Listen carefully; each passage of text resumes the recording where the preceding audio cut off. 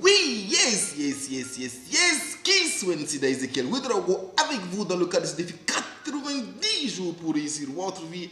Et je suis ravi de pouvoir m'entretenir avec vous aujourd'hui sur le sujet de cercle d'influence positive et cercle de préoccupation. Il est important de comprendre une chose, c'est que dans l'ensemble des choses qui nous préoccupent, il y a le premier cercle qui est l'ensemble des choses qui nous préoccupent.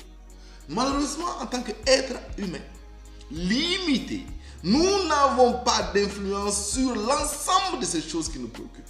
Nous avons une influence sur un petit nombre de choses que j'appelle le cercle d'influence positive. Donc vous avez le cercle de préoccupation qui est plus grand et vous avez un cercle d'influence positive à l'intérieur de ce cercle de préoccupation. En d'autres termes, ce sur quoi vous avez une influence directe et positive est beaucoup plus restreint que ce qui nous préoccupe. Je vous prends un exemple tout simple. La circulation routière. Qui ne voudrait pas que les gens circulent bien dans la ville où il est? En tout cas, je parle de ceux qui sont en Afrique. Qui ne voudrait pas que les gens circulent de façon courtoise? Qui ne voudrait pas qu'on respecte simplement le code de la route? Parfois, le truc le plus élémentaire de respecter le feu rouge. Qui ne voudrait pas cela? Donc, ça nous préoccupe tous. Eh bien, c'est une préoccupation sur laquelle nous n'avons pas d'influence positive directe. En d'autres termes, si vous, en tant que citoyen lambda, vous voulez faire en sorte que tout le monde conduise, circule bien, il serait difficile de pouvoir agir sur cela directement. Ok, si vous êtes le maire de la ville, peut-être que vous avez une influence directe. Si vous êtes le président de la République, peut-être. Si vous êtes le ministre de l'administration territoriale, bref, le ministre en charge de la circulation routière, peut-être. Mais je vous prends, vous, en tant que citoyen lambda, quelle est votre influence directe là-dessus? Elle est quasi nulle.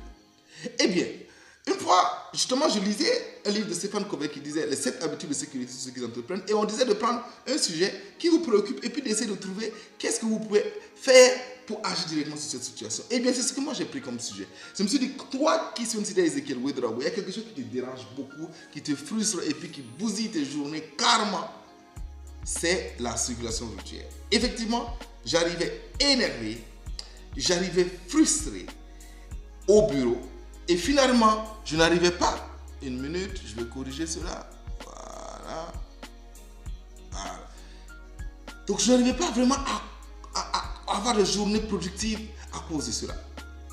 Donc, je me suis dit, voilà le sujet parfait pour toi.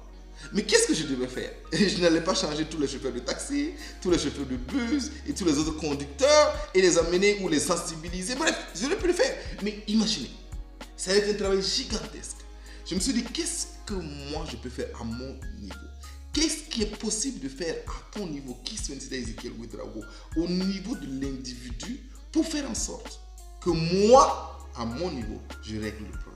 Donc je me suis dit, ok, ce que tu peux faire, qui est de ton cercle d'influence positive directe, c'est que toi, tu vas décider d'être un citoyen modèle dans la circulation routière. Toi, tu vas décider de conduire de façon courtoise, de laisser le chemin aux autres, de ralentir quand il le faut, de respecter tout scrupuleusement le code de la route, quel que soit le moment, que tu sois pressé ou pas. Et donc, c'est ce que j'ai entrepris.